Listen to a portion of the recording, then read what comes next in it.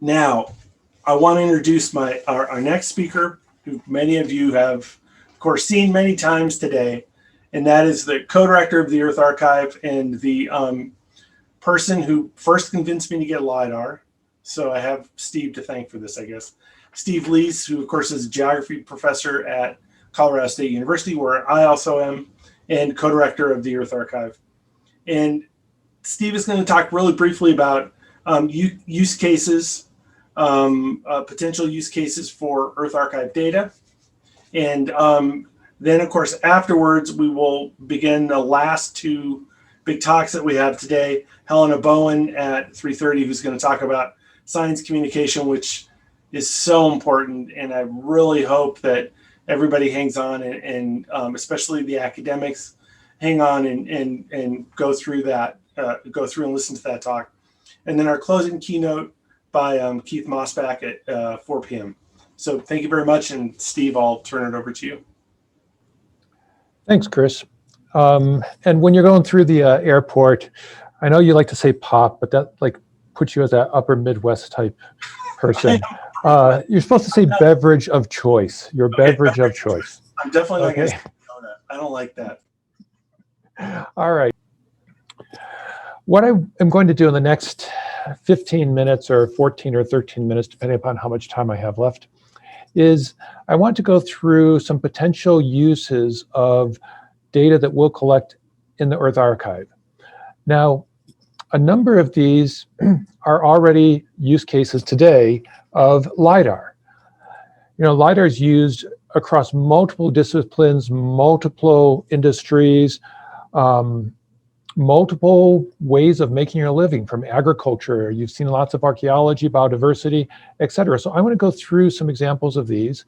And then I want to talk about the Earth Archive's contribution, which I think is somewhat unique, and offer some conclusions. So agriculture, obviously, just a quick literature review of the academic journals from the last, I went back to 2017, quickly showed a lot of examples of case studies of use of LiDAR, whether from air-based systems or drone systems, for crop monitoring, for assessing production of different crops, such as coconut and bananas, for assessing production of orchards. And a lot of this is done, and also, of course, high-resolution LiDAR information is used as inputs to precision agriculture, which is used a lot in first world nations, but also starting to be used in the global south. Archaeology, we've had a number of presentations today and yesterday over the last 1.5 and 3/4 days of how LiDAR has been used in archaeology to expand our knowledge of existing sites, to identify new archaeological sites, to take sites that we had thought were isolated and find connections across regions. So it's already being used in those cases. Biodiversity and conservation is a big area where LiDAR could be used. It provides fine-grained, and is used to some instances, provides fine-grained information of vegetation structures, such as we saw in Tassel's talk today. It captures similar characteristics as ground measurements in some cases, so you can look at individual trees.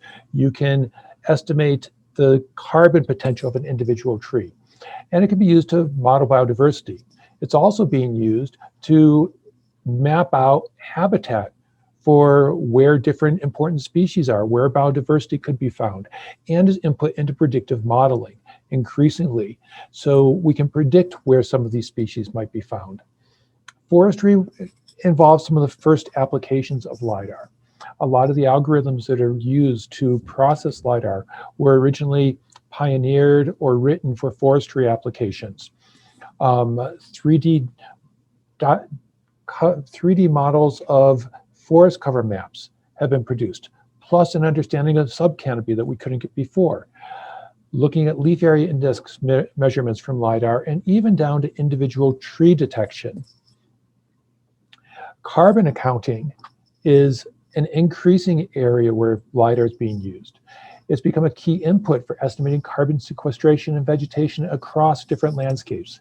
It's been used as inputs for carbon models for large areas, and it has been used to estimate and map carbon at the single tree level in urban areas to find out, okay, we know urban areas are producers of carbon, but are they also carbon sinks?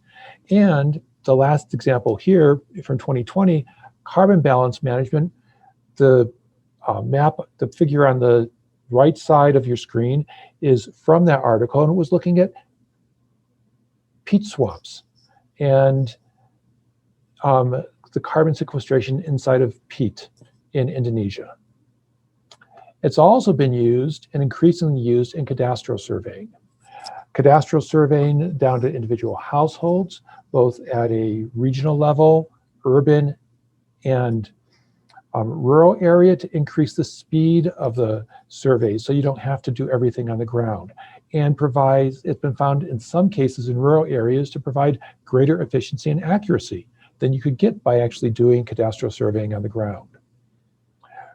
This, of course, leads to urban and regional planning, where LiDAR is being used for urban visualization, looking at the to better visualize the human-built environment and better plan out transportation routes, new building locations, how urban areas can be reformed to make them more livable.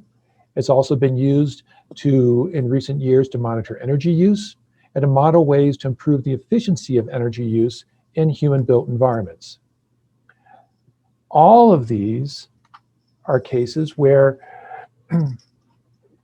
you see that LiDAR has been used in just about all areas related to human economy and planning and even life. Remote sensing of environment produced this issue in 2020, where they asked the questions about they assessed how remote sensing data can be used to further the Sustainable Development Goals that were laid out by the UN for the 21st century. Besides those areas that I just covered, they also pointed out that LiDAR can be, should be, and is increasingly used in data preparedness and management to map hazards, especially in coastal areas where it's very difficult to get into sometimes, but we need very precise measurements to model where storm surges could go and plan for storm events. In urban planning, it's being used for resilient infrastructure development in the face of climate change, and also to protect ecosystem services, terrestrial ecosystems and ecosystem services. Excuse me. Now, this is all being done with LiDAR that's currently available, which has been collected on a piecemeal basis, often at lower resolutions than what would be the ideal case. As Chris has already noted, the Earth Archive hopes to or plans on collecting at a higher resolution. Our aim is to get 20 ground returns per square meter, which means that the point cloud above the ground is going to be much denser for middle canopy measurements, for top of canopy measurements.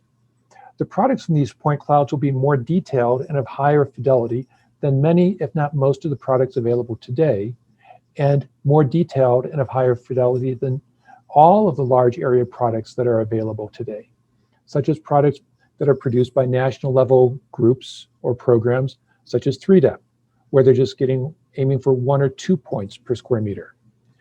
This increase in fidelity of the LiDAR information available should increase the use of improve the use of this data in all of those cases that I've just gone over. Having higher resolution information for coastal mapping, higher fidelity information for looking at potential carbon in an area, higher fidelity information to put into precision agriculture products or uses, would all improve the use of these cases, the use in these cases. So through our goal of capacity, and another point in parallel with this is we are hoping to, or we plan to, carry out capacity building at the local level, training and capacity building at the local level, which means that the use of this data can be spread down through local communities even more, which will allow for more use of the data at those levels, and hopefully more efficient use of these. Excuse me. So already LiDAR is applied to multiple use cases. Current LiDAR resources and data are not available at appropriate resolution all the time to those who most need them. Our goal of collecting at a higher fidelity over larger areas, we hope will fill some of these voids and fix some of these issues. This will provide appropriate LiDAR data for use as overviewed here in geographic areas that would otherwise not be served, with higher fidelity LiDAR, and also through the capacity building and outreach that we hope to do, encourage the use of this data in areas where otherwise would not be used. I'm open for any questions that you might have, and I think that there might be a few minutes left. Otherwise, I'll turn my time back over to Chris.